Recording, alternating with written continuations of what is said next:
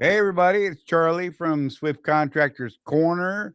It is Tuesday, March 29th. Good God. Someday I'm going to remember what the date is. I don't even know. Whatever. Hey, so yeah, here we are. It's Tuesday, March 29th. Like I said, I'm on it. Oh my God. So I'm flying solo today. Jeff is sitting in a dock somewhere, waiting to get loaded or something like that. And Rosy's still out in Tampa with her family. I'm just alone in my little room here. So it's just us guys. Let's see what we can do. Glad to see you guys popping in. I'm pretty excited. I think we got some. I think I got something okay that you guys may enjoy today. We're going to run through on how to actually pull these IFTA reports. I know a bunch of you guys have been asking for a video on how to do it. A couple people have done some step by step. Hey, look, there's Jeff Morton. Just saying, he's chiming in. Paul Phillips, good to see you, buddy. Good to see you. And hey, look, Craig Hutchinson. Hey, Uncle Charlie. Hey, hey. So yeah, we're gonna try and muddle through this today, you guys. And I got a little video that I'm gonna put up in just a little bit. Give some folks a little time to get in here. People are piling in. I can see them just rushing in by the thousands as we speak. It's getting overwhelming. Blackbeard, what's up, buddy? Good to see you. Glad you're still here doing the thing, man. Oh, geez. So yeah, I hope you guys are having a good time. I've had an interesting week. Worked one load. I don't know, Wednesday, Thursday, Friday. It was kind of ridiculous, but whatever. Robbie Mead, good to see you. Man, look at you guys. I dig you guys. You guys are just piling in. Trucker Dad, what's up, buddy? And yeah, so anyhow, I had an interesting week. Ran one load that took me forever, made me work overnight. Y'all know I don't do overnight things. And Jimmy Weasel, good to see you. And it was kind of a challenging thing for me. Oh, West Palm Beach, man. That's what I'm talking about. Yes, that is good stuff. Dennis Lewis, hello. It's just me. Jeff is in the peanut gallery. Oh my God, there she is. Wait, there she is. There's my baby. She said, hey. Look at good day, Alan Becker, brother. How are you? Last I heard, Alan was over in like Texas or something like that. And yeah, man, look at you guys all over the place. So you know what? Let's do this fuel surcharge thing real quick and get that out of the way. I'm pretty excited about this because you guys know how I feel about fuel surcharge stuff. So it should get you. I mean, I'm sure most of you got the report already, and if you didn't, well, let's get to it. So once again, this week we went up just over 5 cents on the national average to 5.185. West Coast Pad 5 went up 0.077 cents to 5.874. That brings our fuel surcharge up 0.009 to 0.664, which makes me happy. I've only got one load on this week, but I'll take it. 720 miles of 0.664 that I will gladly take. West Coast fuel surcharge is still at 10 cents. It's actually about to hit 11 cents again. If this spread gets a little bit bigger, this 0.689, that's going to change back up to 11 cents, which I don't know, always makes Jeff and I shrug our shoulders. We don't understand why the spread is so great, but whatever, it is what it is. And there you go. So yeah, it's been an interesting week. Prices around the country have been doing some wacky stuff. Jimmy said he's sitting in the terminal at Richmond waiting on 4 bolts. Oh, that sucks. And Rosy said, hey, everybody. Hey.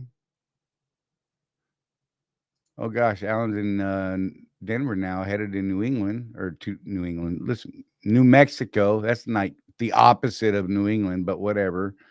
Yeah, I can't read. I don't know what you guys expect me. But hey, I'm going to do something here. Let's get back to our regular screen and just know that the fuel surcharge is up. We're happy. And hopefully you're using that ES Advantage card. The discounts this week have been a little weird for some places. I don't know. Illinois was a weird place. Jeff and I were looking at that the other day, and it was kind of wonky, but whatever. We're saving money, guys. All right, let's get back to this and let's jump into this other video I want to show you. So I put together a video at this video will also be available. I'm actually going to play the video here that I put together today. Um, it will be available on the channel itself in a little while. As a matter of fact, at about 6:45, it'll go live on the YouTube channel. Um, so you can always go back and reference it there. If you have any questions, by all means, drop questions on it. If you like what we're doing, hit those thumbs up, guys. We need them. It helps with the algorithms and all that kind of stuff. You know, all the nerdy stuff nobody cares about but me. And oh, Jeff just got loaded, and he's getting back on the road. He's got place to go, things to do, people to see. Thanks, Jeff, for popping in, buddy. Be careful. And Jimmy said, "Hey, Rosie, what's up?" All right. So what I'm gonna do is, like I said, I'm gonna play this video. You won't hear me. I won't be able to respond to you guys in the chat because it is a recorded video that I made. It's only about 5 minutes long, so bear with me. Check it out. Uh, take some mental notes and hit me up with some questions when it ends. Like I said, it's only about a 5-ish minutes, a little over 5, maybe just short of 6 minutes. And again, it'll be available after or later on. Ken Kelly calling me the tire molester. Hey, I love him to touch me some tires. Y'all know, whatever. You don't touch tires, there's something wrong with you. That's what I say. But yeah, so I'm going to do this and pop over to this video real quick. Bear with me, guys. Let me know what you think of it. Hopefully it makes sense to you. And yeah, let's see how it goes. Might be interesting. I've never done this before, so let's see how it goes, guys. Appreciate you popping in and hanging out. Again, this is the video on how to pull that monthly entry report if you're using the ES Advantage card. It's really not a difficult thing. Like I said, it's a 6-minute video. It makes it much longer than it actually takes to do the deed. So here we go. Let's do this.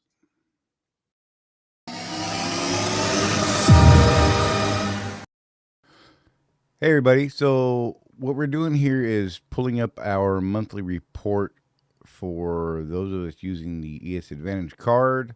What you'll need to do is go to the website that I'm going to have flash on the screen here. Once you go there, you're going to want to click login, and you're going to log in with your card number. So I'm going to go ahead and do that. You're going to need to put in your 4-digit PIN or the PIN number you set up when you set up the card. And you're going to log in. Once you get logged in and you're in this screen, what we want to find is the transaction reports. If it's not here, you can simply do a search down here and figure out where it is. It should be there, but we're looking for the one that just says transaction report, not retail transaction report, but just transaction reports. So we're going to click on that. It's going to take us on into this happy little site here. Sometimes it's a little slow, sometimes it's quick. I don't know what seems to be the deal. It does what it does, right? So once you're here on this page, you're going to want to set up an immediate report. So you're going to click that little button right there. You're going to want to set up your start date and your end date. So for this report, we're going to start on March 1st since we're submitting the March report. I know it's not the end of the month yet, but I wanted to get this done before the end of the month so you guys had it and could do it. So we're going to click there. We're going to click on the calendar again, set it up for the last day of the month.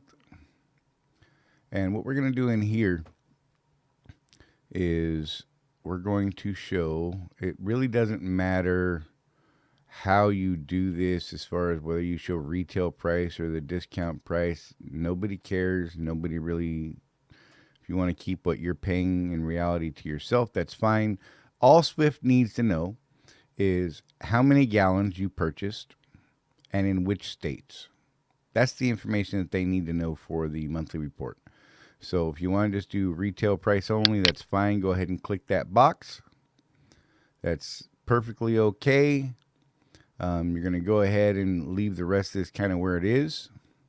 What I like to do is, since I don't purchase DEF or use the card for anything else, but you know, I have used it for some shop work in the past, but all I want them to see is my fuel purchases. So I hit item, I go to fuel products, and I hit submit.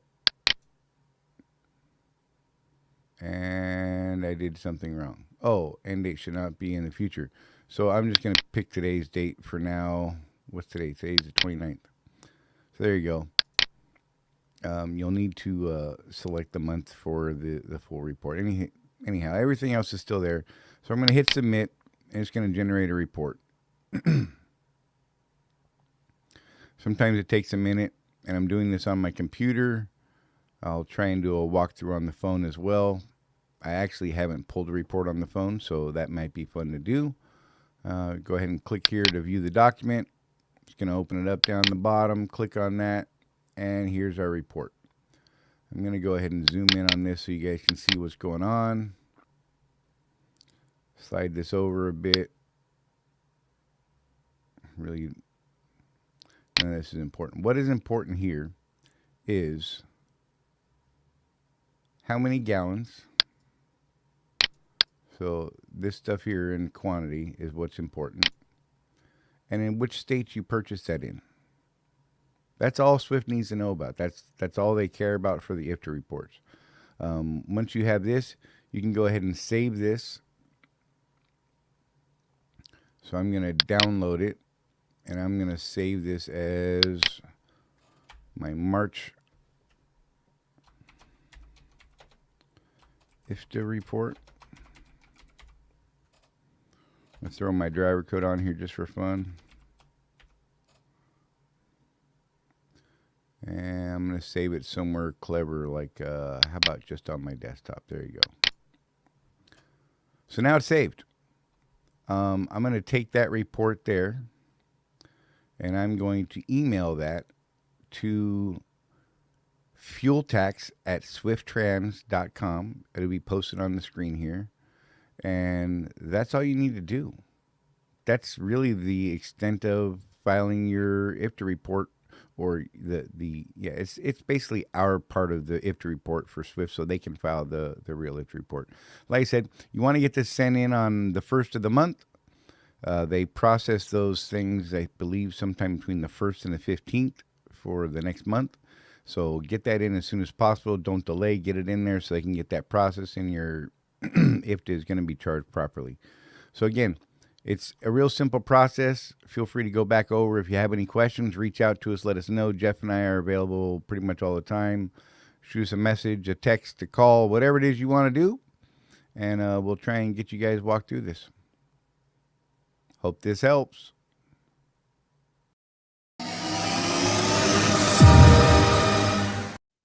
All right. So that was my little walkthrough on how to get this stuff done. Like I said, the video will be up on the YouTube site. It'll be available. I'm sure we'll post links in the groups again as well, and all that kind of nonsense. If you guys have any questions about it, by all means, ask them. If you got questions about anything, go ahead and ask them. If you want to call in and ask questions that way, look, it's just me. I'm just chilling out. It's just me all by my lonesome here, guys. I got the robot answering calls, so Google voice to text can be comical at times for me. But yeah, if you want to call in, call in. If you don't, that's fine too. Whatever. We're here, and you guys kind of guide where we go with this. If you had any specific questions about what I did not get a chance to get the report video done from my phone. I'm going to try and get that done later this evening, depending on what else happens for the rest of the day. And yeah, I mean, it's a pretty simple thing to do.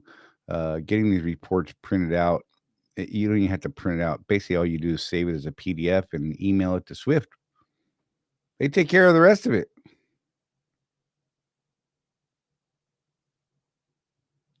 What I do with the body just said, "Where's Rosy, you cat?" Look, she's out there. She was talking. She said hello. Gosh, man. She's probably in like Zephyr Hills or maybe Tampa. I don't know. She's going to be driving home from her dad's house later on. It's just me, guys. I'm sorry. You guys want to see something tragic? Look what happened on my poor cigar. Look. That's what it's supposed to look like. And this is what you call a canoe. It started burning down inside, and it really bummed me out. So I had to start another one. First world problems, yo. See, look, Jeff, there she is. Gosh, man, I couldn't hurt her. Hey, you know what Rosie did this week? She got her first tattoo. 32 years she's been talking about getting a tattoo. 32 years. 30 I'm going to say this like this.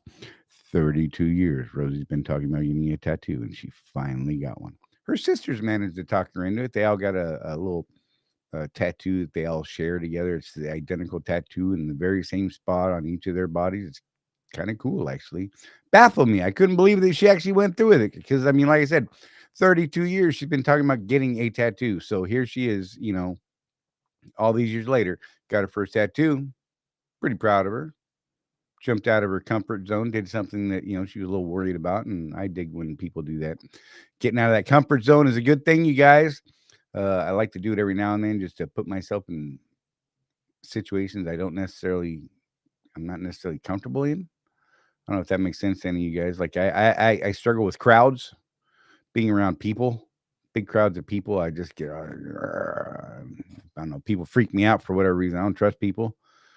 I don't know, but it's weird then when I get around people like you guys. I don't know, it's weird. Anyhow, I'm groovy then, but whatever.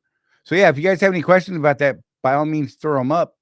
I That's really my big agenda for the day was just getting that video out and being able to talk about it. If you guys have anything else you want to talk about specifically, or if there's something about that video you had questions about, by all means throw it up. If you didn't get to see the whole thing, oh yeah, yeah. So Alan said, "Oh man, you're gonna face those fears in Vegas." So you know what? It's funny because I actually do fairly well in Vegas for some reason. I don't know. It's a weird thing. New Year's Eve in Vegas, not a good place for me. That was not good at all. Yeah, it was not a happy thing.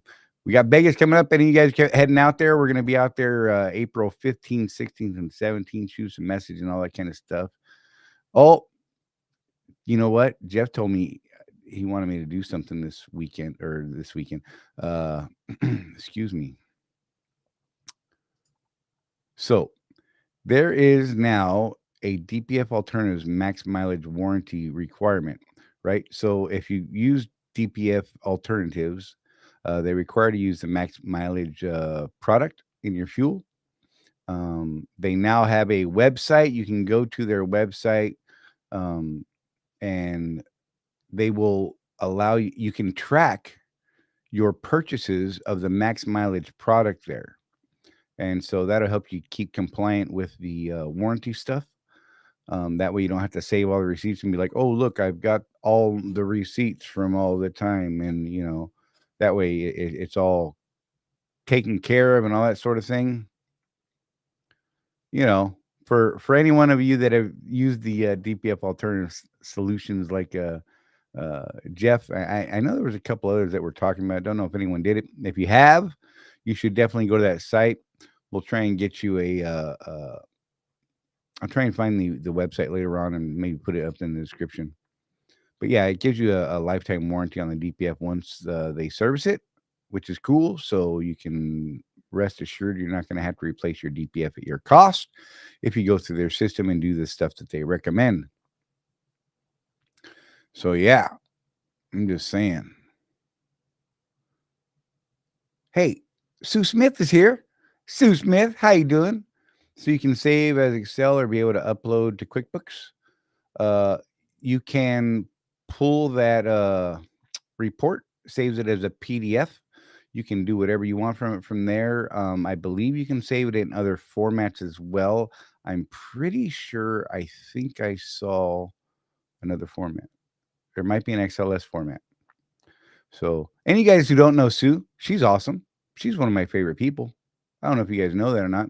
She's an OC out of Ocala. She's an awesome, wonderful person who I totally dig. And I'm recommending people that, if you don't go to my driver leader, you go to her as a driver leader, OOC. Sorry that they don't like that driver leader thing. They're fancy. They're OOCs, yo. Owner, operator, consultant, something or other. I don't know what the hell you guys are called. I just think it's funny. You're my driver leaders, whatever. You can import a PDF link to Excel. There you go. That's what Jeff said. Alan Becker said she's my favorite person. He's digging you, by the way. We talked about you the other day, Sue, and he really likes you. I'm just saying. Not like weird. Don't be like, gosh, don't be Alan, don't make it like that. See, now you're just doing weird stuff. Okay. So yeah, if you guys have questions about this stuff, seriously, oh my God, I'm just off the hook. Rosie, Sue said she misses you. I don't know. I'm not sure how I'm supposed to take that. Sue, I'm gonna try and run up there tomorrow. By the way, just look at this. I'm just throwing this out there because people, and why wouldn't you guys just listen to me ramble to Sue here? I'm gonna try and run up there tomorrow and drop off those cards because I suck and all that, and been doing family things and stuff, and I'll get that out there. Oh, look at that. Hey, so she's awesome. She got me my decal and a new Com Data card to me last time I was in Ocala. Hey, yeah, I'm gonna talk to you about that too, Sue. Yeah. Anyhow, so yeah, you guys got any questions? Come on, come on. Someone's got to have something. Someone's got to have something. You know, I don't know if I mentioned it, but you could always call in. You call this magical little number right here. Pow. 813 live SEC 813-548-3722. If you want to chat, got anything you want to say, got anything you want to put out, got information, don't cuss me out. That wouldn't be cool. I guess whatever. It could be cool. I don't know. Depends on what you want to do. But yeah, really, like I said, that's really all I had for this week. It's probably going to be a short show. That video, like I said, will be up at 6:45 magically, automatically. It's actually already on the YouTube site. I just didn't want it to drop in the middle of the show and people go, "Oh, I see something else," and then go away from me, because then I would be sad if every all of you just left me at one time. I hope the weather's nice for you guys, Rep. It was like 81 here today in Crystal River, Florida. I'm just going to tell you, it was beautiful. Blue sky, enjoyable. Went for a little walk. Got up at 8. Got to work on the computer making videos and stuff. And yeah, I don't know. Oh, what do we got here? Okay, new OO. What is DPF products? By the way, Home Terminals Ocala. There you go, Don Carr. So check this out.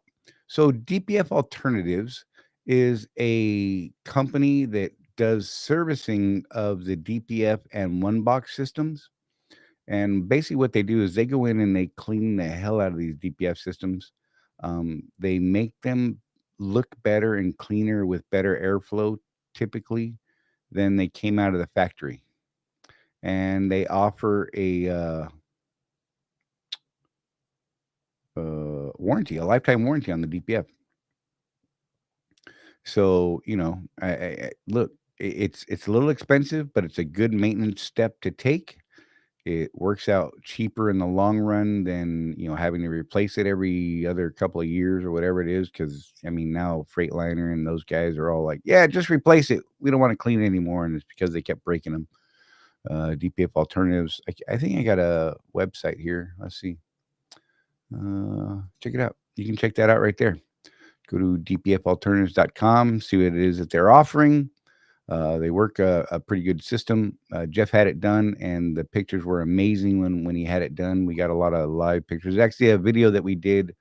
If you scroll back down through, we did quite a bit of talking about it. And for any of you who have not got the fuel card yet, I'm going to throw this up there too, just for fun. Why not?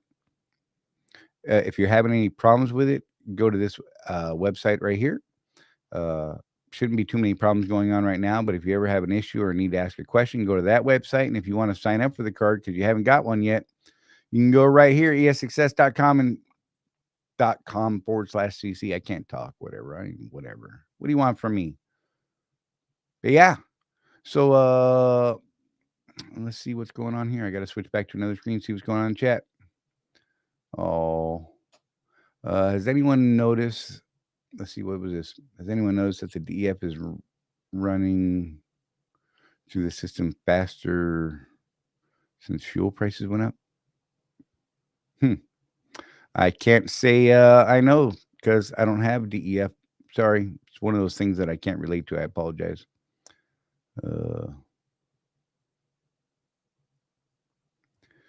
Andres here.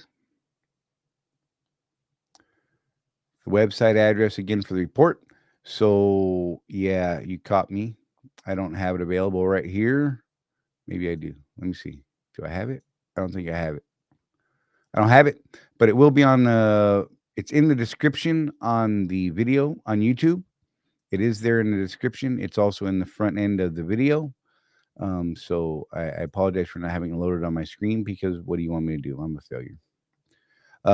There are DPF alternatives places all over the country, Don. Don Carr asked, where do you get this done at? Andre, you missed my video on how to pull your monthly reports if you're using the ES Advantage card. I'm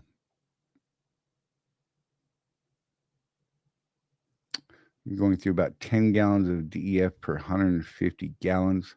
I don't know if that's good or bad. Honest to God, I really don't. Maybe one of you guys can chime in. I don't know because I haven't had a DEF truck in, good God, a long time, thankfully. Andre, I hope you're doing good, man. Tell that woman I said hello. I don't know if she's in here or not. Hi, Heather. Hey. But yeah. So if you guys have anything else, throw it up. If not, we're probably going to wrap this up at about 30 minutes. It's going to be a short show today. Oh, Alan said change your DEF filter. If you haven't had that done already, it might be a good thing to do. Yeah. Oh, everybody says you're using a lot of DEF. That's very bad. Ken Kelly said. Paul Phillips said that's a lot. She said, hey, Andre, Heather said, hey. All right. But yeah, so I would get that DEF filter changed. Make sure on your next service, get that done. Maybe get it done before then. Maybe there's an issue with the system. You can have them take a quick look at it. Gosh, I don't know, especially since that stuff is starting to, seems like it's getting expensive. Oh, Alan said it also sounds like the dosing valve may be leaking. So you may have some sort of a streaming type problem where it's just flowing when it shouldn't be. I understand what he's saying there. Cool. Do you run max mileage? I'm not sure who you're asking. I know Jeff does. Andre said, yeah, sounds like a leak. 5 gallons for the tank of fuel. Paul says he's only going through 5 gallons for a tank of fuel. So, yeah, it sounds like you're burning up quite a bunch. I don't know. Sounds kind of crazy. You know what it is. Auto screen. Jeff Morton. I'm going to, hang on. I'm bringing him on. Hey, Jeff. Hey, I didn't see you there, buddy. I apologize. I was about ready to say, check the phone, you knucklehead. See, I got better words than you. Go. You're about to use some words that people shouldn't use, Jeff. Good God. Let me fix this volume real quick. What's up, man? It's a family program. I know that. Right. Everybody, Jeff Morton on the phone. So, what was it that Jeff knows? I missed that part. Jeff knows more about the website, where to do the max mileage reporting stuff and DPF alternatives, and how much. I don't yet. Oh, I actually don't yet because I just found out about it today. Okay, and I'm going to be looking at it tonight. How much DEF should one be using through a tank of fuel? Through a tank of fuel? Yeah. Not even a square.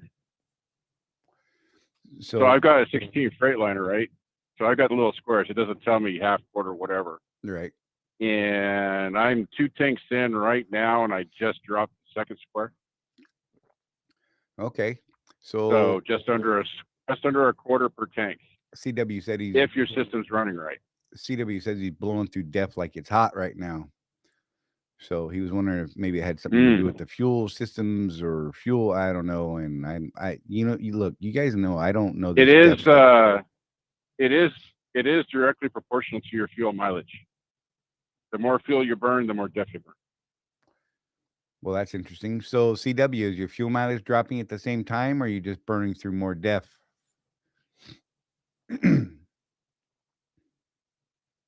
Yeah, that's the thing.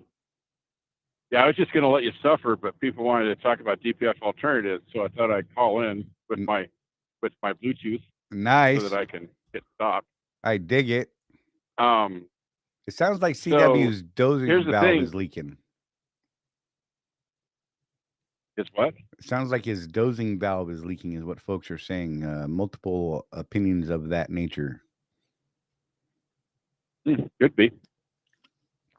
That's an easy fix. And CW said that speaking. the fuel mileage is still good. It's just the DEF usage gone up. So I'm gonna lean towards everybody saying it's a valve issue, kind of like a streaming injector. I mean that. Yeah, it's an injector, just like on your engine, basically. I mean, it's different because it's not an engine injector, but right. That's the doser injector is what injects the DEF into the system, so it goes poof. Well, there you go.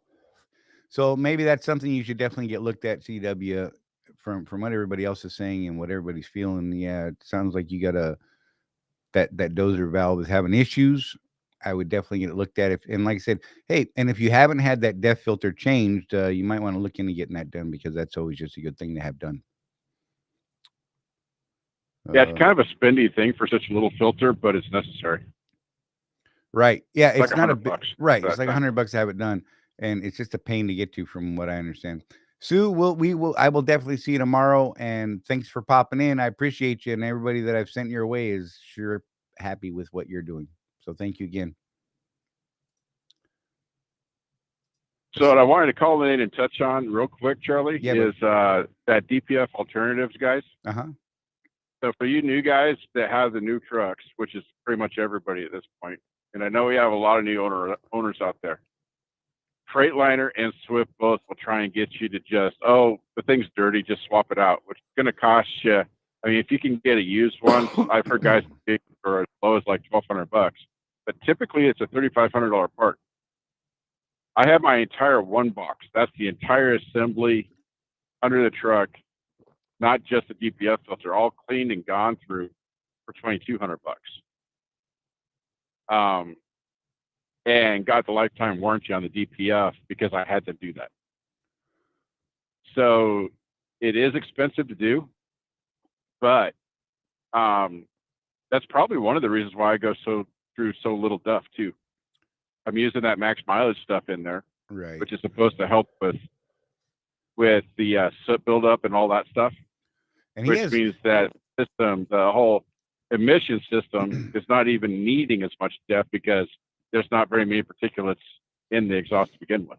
And just regens have been reduced since then. His fuel mileage went up. His amount of regens dropped drastically after he had that done. I mean, all kinds of wonderful things happened when he did all that. So, I mean, I think it was money well spent. And I'm one of those guys. I'm starting to look at the APUs again, because the guys on the group, and that's a pretty good price. Like, I got one for like $12,500. Right. Installed. Yeah. I got to look into that, man. Yeah, installed. I got to look into that again because it might start penciling out. But anyway, so I idle quite a bit because I don't have an APU and I'm by myself. So, I like to play my video games and stuff, and batteries don't last all night unless you run the truck. That's a bummer. Even with that, my regens are not anywhere near what they were even when the truck was brand new. And that's just crazy. So, but that's one of the things I was mentioning. So I don't know if it's the restriction amount in the DPF filter itself was better than what the factory specs say it should be. So you had less restriction after that cleaning than you did before it, and that by itself amazed me. So yeah, you might move that show we did on that up to the top somehow, because guys are asking about it. And I think we got a bunch of people in here that weren't around when we did that. Right. Yeah. Because if you got these newer trucks, man, maintaining that exhaust system, it could cost you $20,000 if you don't maintain that thing. Right. Yeah, that one box is no joke. And they're like back ordered a month, 2 months, 3 months at a time right now. But basically, people are. I've been seeing on a lot of groups where people, their one box went out and they said they're 30 days out, so I'm going to go buy a used one. What? Mm-hmm. You're going to pay full price for a used one that may just blow on you tomorrow? I don't know. That sounds crazy. Yeah, I mean the guy I just talked to today, the guys in Macon that I had clean my one box for me, and by the way, they've solved their problem. They're working with the if you guys remember that were around back then, the thing took over a week to do, and it was not DPF to get dealership, the Freightliner, to do what they needed to do to get the thing out and over to him so that he could do his job and then put the thing back in. Right. They did not even understand what we were asking them to do. So apparently they built a good relationship with them to the point that that Freightliner dealership is now sending him customers. Nice. So they've actually bought into that Freightliner dealership in Macon, Georgia, has bought into this whole thing, saying, "Oh crap, you guys are wow, we don't do that, so let's send it to them." Paul Phillips just asked, "Can we start using that in the new truck?" He's talking about the max mileage stuff. I would use it the minute you pick the truck up. I would start using max mileage because it will extend the life of your entire exhaust system. And Jimmy Weasel said he spent $17,000 last year to get his one box and DPF stuff sorted out. So yeah, that's insane. It's insane. That would hurt my feelings. I mean, my entire rebuild only cost $17,000 or $18,000 to rebuild my motor. I'm just going to throw that number out. Well, if you remember my 2012 that I had, that was my whole basis of negotiating my way out of that lease and getting this truck. Right. Was it was going to cost me $12,000 to replace that one box, and I'm like, it's only got 450,000 miles on it. It's barely past warranty. Why am I doing this? Right. And you know the story behind that, Charlie. I mean, I worked hard to negotiate my butt out of that. Oh, lease. Absolutely. It was a good move too. And it hurt my feelings because I really wanted to own a truck, as you know, but I couldn't do it with that truck. That truck was just a dog. The last year I owned it, according to ATBS, I spent $26,000 on maintenance, and there was no rebuilds on that truck. Good God, that hurts my feelings. Craig Hudson said it also extends the life of the East Bar heater. Does it really? That's what he's saying. I didn't know that. Well, since they burned the diesel, I would imagine it would, just because it's it helps keep it cleaner and all that kind of stuff. Lubrosity. I like saying that word. That's weird. I'm not even sure how keep that junk out of there. Right. Yeah, you're weird. All right, guys, if you have any other questions, throw them up and we'll get to them. If not, we're going to wrap this thing here up fairly quickly. At what mileage should I have the overhead done? Has nothing to do with mileage. Has everything to do with what your truck is telling you, in my opinion. Again, I'm not a mechanic. I'm just going by what I live by.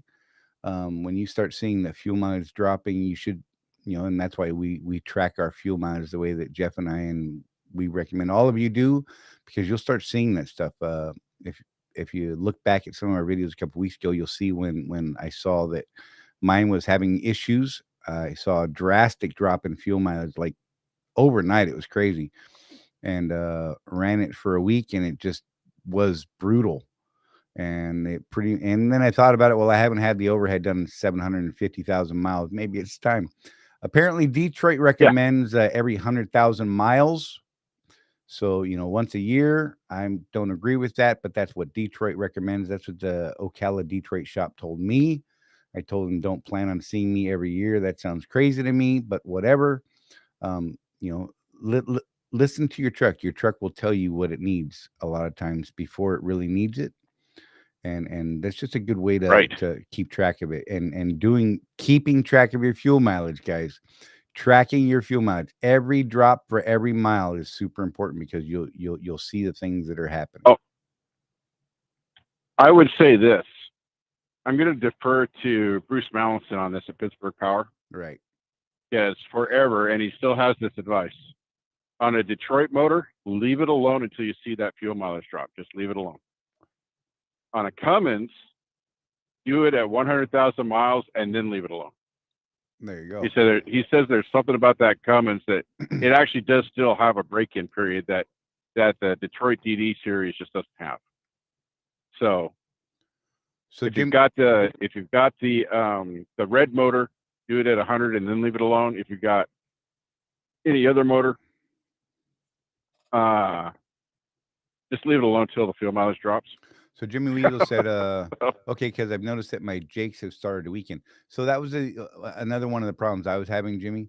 And just so you're aware, that's actually something extra. When you go in and have the overhead done, they don't necessarily do your Jake. So you will actually have to talk to them about that. And on mine, it was like a whole fiasco. Like I still have $36,000 or $4,000 worth of work to do just because of my Jake. So yeah, the overhead is done. My fuel mileage is way up. I'm averaging right around 8 miles per gallon now, which makes me extremely happy. But my Jake is still weak and told me that it's going to fall apart at some point. They said it's just going to quit working. Not that it's going to damage anything because you don't really need the Jake. It's just nice to have, and it's a safety thing and all that kind of stuff that'll help you out. But yeah, so that's the next thing on my list is getting that done. Didn't they have to order parts that were on back order for that, Charlie? No, they could get them. I just didn't want to spend. Wasn't that one of your issues? No, it was $3,600 that I didn't have on that particular week because it was just a rough couple of weeks that led up to that. Ken Kelly said, Jeff, does the fuel additive violate OEM engine warranty on the new trucks? The what? He's talking about the max mileage stuff. Does that violate the OEM warranty in any way that you're aware of? I don't think it would. Oh. Does House? Does Lucas? Same thing. Sounds fair to me. I mean, it's not the same thing. So I'm one of those guys, by the way, just so people know. This is the only additive I have ever put in my fuel. I've never done winter additives. I've never done Lucas. I've never done any of that because I'm one of those guys that's hard to convince. I think it's all snake oil. Right. But when you tell me that I have to put it in to get that lifetime warranty on something that could cost me as much money as that emission system does, right, I started using it. And the proof is in the pudding. Like I say, my personal experience with it is that less regens, which saves you on fuel, because I can tell you that whenever my truck does go onto a regen, I can watch my dash fuel mileage drop. Right. While it's regenerating. I mean, it takes a lot of fuel to regenerate with these DPS. Don Carr says he's averaging 8.8 miles per gallon. Jimmy Weasel says around 7.6. Craig Hudson said, man, look, Craig, I'm with you. This would be awesome. Can we bring Bruce on a show to talk about max mileage? Man, I would love that. Don't know that we can do it, but I'm always willing to try. Maybe I'll turn Jeff loose and see if he can talk Bruce into coming on. That'd be awesome. And CW says, I don't know, he's buddy with Kevin. Right. CW says your Jakes are operated by oil pressure. If you're having oil issues, it'll cause Jake issues. So yes, you're right. And that is actually what's going to cause my downfall with my Jake is the mounting brackets. Apparently there's a front and rear mounting brackets on the Series 60 Detroit in the Jake. And my mounting brackets apparently have worn out. So it's allowing more oil to pass past everything that causes all that back pressure. And eventually they said it's just going to flow and it won't work anymore. So it'll be whatever. It just won't work. So that's my next thing I got to fix up. You know when that's going to happen, Charlie, is that one time you decide to go to Oregon and you're on Cabbage Hill and it's going to go out on you. Dude, I figure this Vegas trip is when it goes because I'll be out over the road and have to go run some wonky hills, right? And I'm going to use my brakes for the first time ever. That'll be fun. JB Weld, that's what I'm talking about, CW. That'll fix it. Man, that stuff is great. That fixes everything. So Craig said, I'm sure Bruce will come on. Bruce is a great guy. That would be cool. I think it'd be cool to talk to him about this kind of stuff and kind of get some of our people focused on some things that need to be done within the spectrum of what we can and cannot do with our system. Exactly, Alan. He will use he will tell you what to do without telling you what to do because he doesn't want to go to jail sometimes. That guy. Right. Right. Love that guy. I love talking to him. I haven't spoken. I mean, like, Charlie, you repaired your EGR valve there. Yep. Pretty well. You repaired it. I haven't had to replace it in several years now, so I did repair it by utilizing an ugly fix, we'll call it. And yeah, it worked out pretty good for me because I haven't had problems with my EGR ever since. That was $150 well Right. spent. Let me just throw that out there. Unfortunately, I don't. Yeah, just remember, guys, that whenever you have to be careful about what you talk about with these new trucks, because it's flat illegal to do some of the modifications guys want to do. Right. And the experts that I talked to, Bruce and his guys over at Pittsburgh Power, it's not like we're buddies or anything, but I do ask them for advice. And by the way, just look them up on the internet, guys. They will answer your questions for free. Yep. With the expectation that someday you'll come and spend $32,000 with them. That's their thing. And I'm probably going to do just that here in a couple of years when I need my in-frame done. I'll have them do it and do the big whiz bangs on it and everything. Yep. But they will answer your questions. They'll help you out. And if it's something that's shady, they'll just tell you, we can't really tell you to do that. But here's what people used to do. Right. So Sue put up a statement and said, in frame versus out of frame. What exactly are you saying there, Sue? Because I've got some answers on that. So my in frame that I had done will pretty much covers the top end of the motor. They do all the work inside the motor. And I know Sue knows this stuff because she used to be an owner operator and a small fleet runner. And out of frame, for anyone who's curious, is they literally pull the motor out, strip it down, check all the tolerances, and they do cool things to scan it to make sure all the surfaces are flat, machining and all that kind of stuff. Fix all those seals. And that's actually what's going to have to happen on my next one, hopefully in the next year or so, because I'm actually starting to get, like rear mains and the bottom seals are starting to weep. And so, yeah, it's gonna be a little more expensive.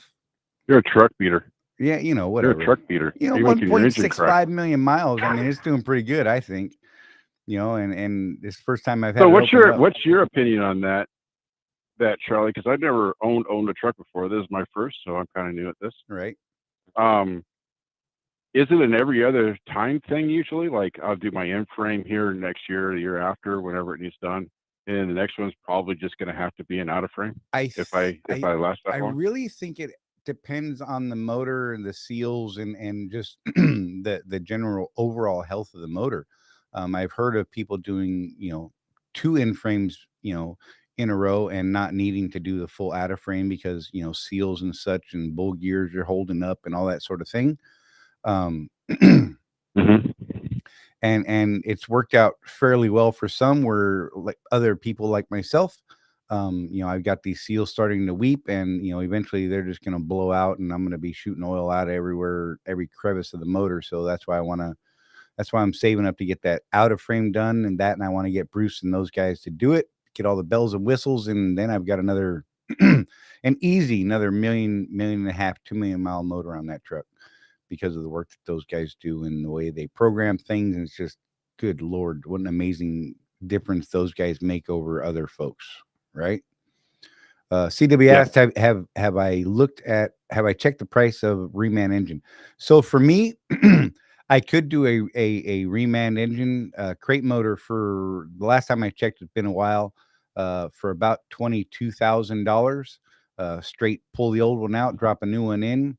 But honestly, if there's nothing wrong with mine, I would actually rather have the work done by Bruce and his guys and have it really gone through front to back, top to bottom, because I believe it would be a much better motor at that point. So yes, the crate motors are an option, but it's not something I'm willing to do for no reason. And Craig, yeah, I wish IAL would allow them to tune our trucks. Unfortunately, yeah, I can't make a statement or comment on that because, I might be wrong or something. And, you just got to do what you can do. We can't tell you to go have them tune an IEL truck. Right. How's that? Right. We can't tell you to do that.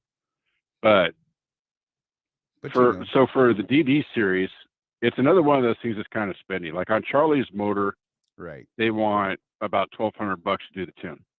On my motor, that's a DD15, they want $2,500 to do the tune. Right. I don't know why. probably because there's more crap on my motor than there's on Charlie's. Yes. But they will tune it, both ECM and overhead, all that stuff. They don't. It's not an in-frame, obviously, for $2,500. Right. But they'll literally ask you how fast you want to drive, and they will tune your engine to drive at the maximum fuel mileage for that speed. Yep. And it's something you definitely want to think about before you get something like that done. You need to have answers when you go in there, guys, because they will do what you ask, and if what you ask is not what you're expecting, worlds can collide. Right. And be honest. Charlie and I will tell you, I drive 60. Charlie's driving 55 these days. Slow down. But if you're a 70-mile-an-hour guy, you need to tell them you're a 70-mile-an-hour guy, and they will tune your truck for 70 miles an hour. Because if they tune it for 60 and you're doing 70, you're going to get really crap fuel mileage, like worse than before. So see, and Sue just said that she had 2 in frames and 1 out of frame done with Pittsburgh Power, and they're great. And I agree. I haven't had any work done with them yet, but I definitely that is who's going to do my out of frame. That I can assure you. My in frame was done by Detroit here in Ocala, and I love those guys. They are probably one of the best Detroit shops in the country. From everything I've ever read or heard about those guys, but I don't think they can compete with Bruce's guys up at Pittsburgh Power. And Yep. yeah. And she said, I got it. She just wanted to make sure people understood what the difference was between in frame and out of frame. So cool. I'm glad I did something right. Yeah. I get a cookie. I'm gonna have my next interaction with Pittsburgh Power is to buy their FAST system for the truck. I'm going to try and see if I can't have them install it so I can actually talk to them face to face. Right. For those of you who don't know, FAST is the fuel air separation system. You cannot get it on an IEL truck. They won't let you. Right. But it replaces your Davco filter, and it does twice the job that Davco filter does. Right. It not only it's not just an air water separator, a fuel water separator. It's a 2-stage filter system that does the dirt, the water, and the air out of your fuel before it goes into the injectors. Jeff and I had a conversation about that, and we think that that's what actually makes the fuel mileage increase that people report with that, is that it's pulling out the air so that you're getting a better fuel burn from a proper mixture of what it's already adding as air versus all the air that's still bubbling around in the fuel. So it gets rid of that. So that's pretty awesome. Actually, the technology sounds amazing to me. And for those of you guys that own your trucks that are interested, I've looked into it. It's a $750 kit if you know how to do that type of stuff yourself. I don't trust myself with fuel lines. Was that $1,750? If you do, you can order it. $750. Oh, $750. That's $750. Nice. $750. And it uses standard FRAM filters, by the way. Really? Which I thought was interesting. Yep. No doubt. Be easy enough to find. So it's not even a special filter. You can just order them on Amazon. Nice. Have a supply with you at all times, like I do with my Davco. Right. And that was a question I'm still waiting on. I think it's because it's Matt's this week that they haven't gotten back to me. I forgot that it was Matt's this week.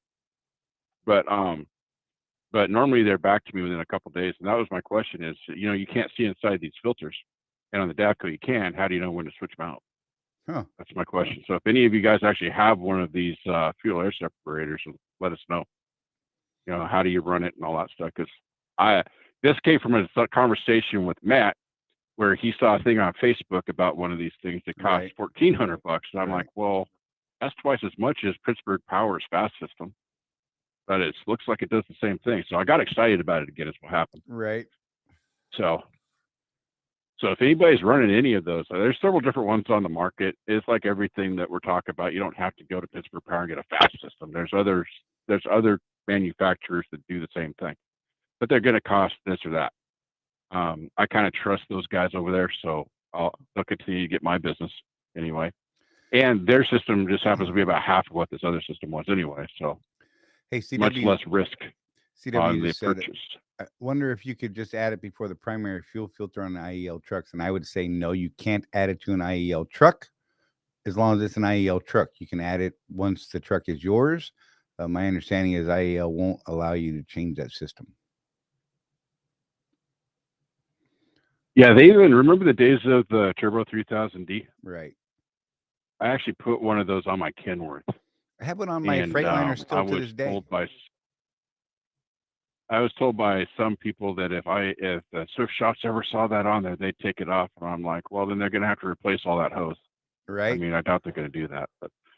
But that was just this little bitty thing that you could barely see was in the engine. You're talking about like my OPS bypass oil filter. That's pretty obvious that that's a modification. Right. Same thing with this. It's a 2-canister filter. 2-canister, 2-stage filter system that hangs off your frame. That's pretty obvious. Right. It did something to the truck. So Robbie Mead just made a comment, and I'm going to eat this comment up because this is one of those things. Robbie Mead said, my truck actually does better at around 70 by at least 1 mile per gallon. I'm going to tell you that the number one thing you should be checking right now, unless you have some goofy, strange rear end tranny combination deal, you should not see that much of an increase. You just shouldn't see an increase in fuel mileage going faster rather than slower, unless there's a problem with one, your overhead, two, more than likely it's your charge air cooler. It will give you the opinion that you're getting better fuel mileage going faster, and the reason is because it's moving through the charge air cooler and defeating the leak because of the higher pressure at the higher speed. If there's a problem with your charge air cooler, you should not. If there's a problem with it, you will see exactly what you're describing. So I would get your charge air cooler tested, get a leak down test done. If when you have the leak down test done, or if you're going to be in Vegas, depending on what size, I think I want to bring some parts out to do a charge air cooler test there. Maybe we can pop it on and see what it's doing. But if I don't meet up with you and you have it done at a shop, ask them. You don't want to know if it just passed or failed. You want to know how much pressure did it lose, how quickly, because the factory says it's allowed to lose so much pressure. I can tell you mine loses zero pressure over about 30, 60 seconds. And that's what you want. You want zero pressure loss. Now, I'll also say that it's awful tempting, and I understand, to say, well, but I'm getting better fuel mileage, so I'm not going to fix it. I'm just going to keep going 70. Right. Well, what if you fix the problem and you started driving 60 and you didn't gain a mile per gallon, you gained a mile and a half per gallon? Right. That's how badly this thing could be affecting your engine. And that's like legit right there. I mean, if you're getting a mile per gallon better at 70, let's say, versus 60, you could honestly, without a doubt, see 2 miles. I mean, I don't know what you're running and that sort of thing. It's an odd thing that have happened. We have run into trucks in the past that had some really strange gearing, where it actually made sense because they had much more mechanical assistance, and they were overcoming some of the physics by mechanical assistance because of the weird gearing.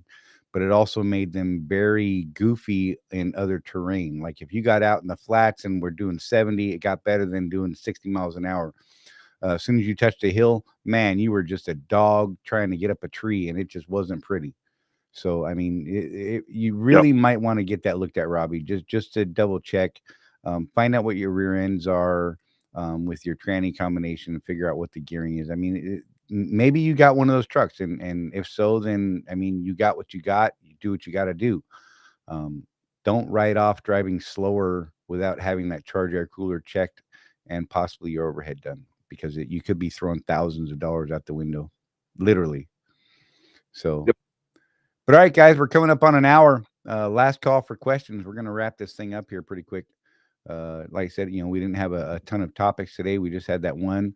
That the YouTube video is now live. It should be live on the how to pull the report. It will be listed under our regular videos. It should be right there at the top. I'll work on trying to figure out how to get the DPF alternatives video moved up somehow, so that people can see it. Maybe I'll build a different playlist or something like that, so that you guys makes it a little easier to find. So yeah, if you got any other questions, throw them up. Jeff, where are you headed, man? Where are you going to go? I'm headed to Loveland, and then from Loveland to Pruitt, And this is actually something I was just talking to a guy earlier that was having a hard time getting out of Salt Lake. Right. Because this is a normal thing for me. I'll get a load from Salt Lake that's part of that weird relay they do from Seattle to Pueblo. Right. And then I'll eat a little bit of empty to get up to Denver to grab a load of paper bales, take that down to Pruitt, and then I get a load from Pruitt down to Calexico, and that's where I springboard east, is from Calexico. Right. Almost every time since I moved to Utah. So I've been out. This is starting Thursday is week 6 for me out on the road, so I'm getting a little tired. I was kind of hoping to go home, but I had a really bad week this week. I have not had, Charlie. I was telling you earlier, Charlie. Right. I haven't had a week this bad since before I paid the truck off. Right. I just haven't. This has just been a dog of a week. Loads fell through. Oh my God. Loads got rescheduled, and oh my goodness. I mean, I got like 1,300 miles this week. I wish you guys could have heard him on the phone. It was he's like, "Oh my God, another one." Blah blah. I'm like, "Oh God, glad I'm not working over the road right now." I'm just saying, I feel your pain. Hey, Robbie. Robbie asked if a terminal. I mean, it happens. Robbie asked if a terminal could check the charger cooler. I'm not sure if they can or not, or if you have to go to a dealership for it. Look, just make. Hey, here's a good idea. Ask Iron Maintenance if they can do it. Let's see if they know how to do it. Iron Maintenance is. I was gonna go there, and that's probably a good one to ask. Let's see if they can get that done. And like I said, make sure when you ask that you ask what pressure is lost during the test over how long. I'm telling you, your ideal situation is you want to zero leak down. You know, Rutherford used to tell people that to put their foot down and have them let you watch the test. Right. Yeah, by all means. You know, if there's any way possible. I know there's all those weird legal things. That's one of the things I do like about Iron Maintenance, by the way, is so I had my service done at Iron Maintenance before I left out. And I just stood there and watched the guy. And if I had questions, I asked him, and you know what he did? He answered them. Crazy talk. You better stop that. It was weird. I was in West Valley City, by the way, guys. I am convinced that the West Valley City Iron Maintenance shop, which is the only one I've used so far, is a good shop to use. Those guys answered all my questions. If I asked them something was kind of iffy, they're like, I don't know, let's see if we can do that. We might have to send you over to Freightliner, but we won't touch it if we don't know what we're doing. That's actually what they said. Right. So. and if for some reason, Robbie, you do need to replace a charger cooler, don't get just a standard OEM one. Spend a couple extra bucks and get the. Yeah, it's more than a couple extra bucks. Well, yeah, but it's worth it. They come with a lifetime warranty, well, a 1,000,000-mile warranty. A 1,000,000-mile warranty on them, yeah. A 1,000,000-mile warranty. It's the Duralite. That's it. And if I ever have to change mine, and I haven't had to in 1.65 million miles, but if I ever have to change it, that's exactly what I'm putting on. So because they guarantee it to come out with zero leak at whatsoever, and to stay that way for 1,000,000 miles. So it's worth the extra money because the fuel mileage loss that can come from that is just tremendous. Like seriously. And a brand you figure an OEM charger or cooler. Right. And you figure that a brand new OEM charger cooler is going to cost around $300. In 1,000,000 miles, you might have to buy 5 of those things. Right. I mean, you could literally get one right. Whereas the Duralite's got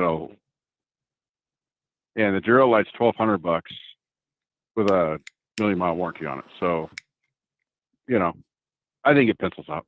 I agree. I think it's worth every penny that it would cost you extra. I mean, you always have that one guy. I've got 5 million miles on my truck, and it's got the original charge air cooler on it. Well, good for you. You're that one guy. Right. But I feel pretty special at 1.65. I mean, honest to God, I feel blessed and lucky because, you know, I do test it on a fairly regular basis. I haven't tested in quite some time. I am going to do that again very soon. But right now, I mean, I haven't had it leak since I've owned the truck, and we put over 1,000,000 miles on the truck. So yeah, I'm nice. blessed and lucky. But if I have to replace it, that's the where it's going. I've already got it queued up in my rainy shopping cart should that day pop up. So there you go. You know, and I'll just replace it myself. according to fuel gauge. Oh, can we touch on something you mentioned at the beginning of the show too? Yeah, buddy. This thing with Illinois and the discounts. Right. So it's the first time I've seen this, but there were no discounts at any of the TA or pilots in Illinois yesterday. And so I was thinking, it hasn't been an issue yet, but if it ever does become an issue, make sure you guys are checking fuel book. Right. Maybe you're just in a situation where the 5 cents that Swift gives you is the best deal. Use Right. the Com Data card. You know, like we've been saying, find the best deal. But yeah, don't pigeonhole yourself period. into Yeah. one thing. Whichever route gives you the best fuel price is the way you should be going. Yeah, and in Illinois, the discounts I did get, even like at Love's, was only like 25 cents. Right. So I don't know. It was the only place that I've been in the last couple of weeks where that's been the case. So I don't know what's up with Illinois. If any of you guys that run in Illinois a lot, if you see that they're commonly not giving great discounts there for some reason, that might be something we all need to know. Right, no doubt. Robbie said his 90-day average on fuel gauges is 7.25. And yeah, 7.25 could very easily translate into an 8.5, 9. I mean, Jeff's pushing 9s these days. So, I'm pushing 8 on my old, tired, beat up jalopy. You know what I mean? So I would definitely get that charger cooler looked at, Robbie. I mean, at the very least, get it tested. I mean, a couple $100 at worst. At best, you find out that it is leaking, get it repaired, or not repaired, but replaced, and your fuel mileage should jump up at least a mile per gallon from what I'm reading. Mm-hmm. All right, guys. Once again, I want to thank you everybody. Got two things going on there. Because you got two things going on there. Right. If you do the repair and that fixes an issue, now your truck worked right, and then you slow down. That's like a double whammy. Right. So you're going to get a better jump than what we would expect because it's due to a repair and slowing down at the same time. And just imagine going from 7.25 to 9.25. What does that translate in dollars and cents over the course of the year? So, I'm willing to bet that the ROI more on that than would be tremendous. A McDonald's. That's definitely more than a shift manager at McDonald's makes in a year. Right.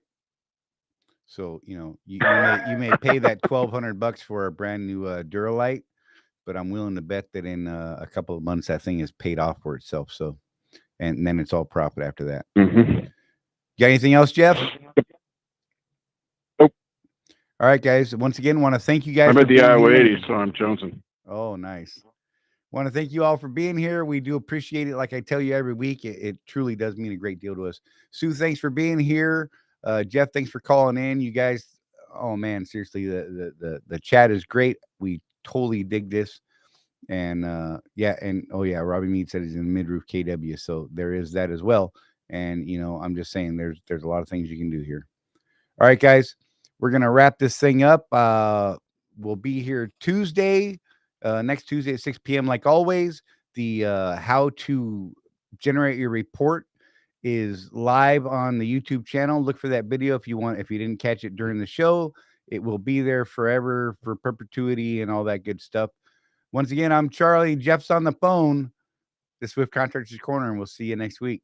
Thank you so much, everybody.